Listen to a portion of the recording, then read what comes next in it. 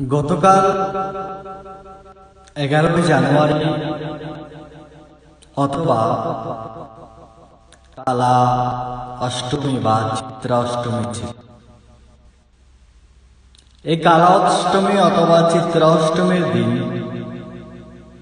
যে যাই মনোকামনা চেয়েছেন মা কালীর কাছে, সে তার সেই মনোকামনা বাসনা অবশ্যই পূরণ হবে বলে আশা রাখতে পারে।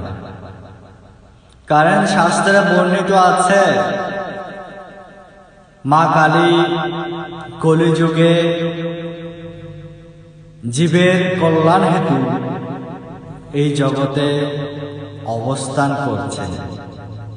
এই কালা অষ্টমী বা চিত্রা অষ্টমী খুবই গুরুত্বপূর্ণ এই জড় জগতের জীবের জন্য। যারা যারা এই সুন্দর শুভ সময় কাজে লাগিয়েছেন তাদের জন্য শুভকামনা।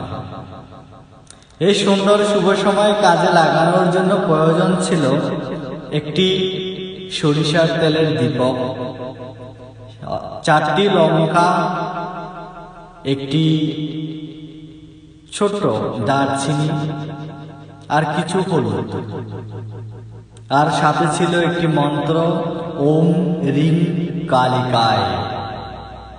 এই মন্ত্র যিনি 108 বার জপ করতে পেরেছেন তিনি আরো ভালো ফলদায়ক হবেন।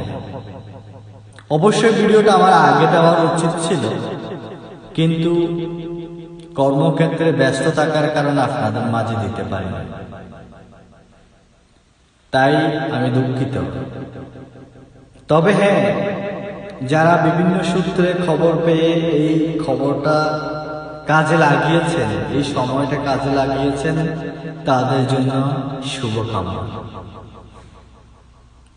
আয়ে গিরি নন্দিনী নন্দিত মেধিনী বিশ্ব বিনোদিনী নন্দনতে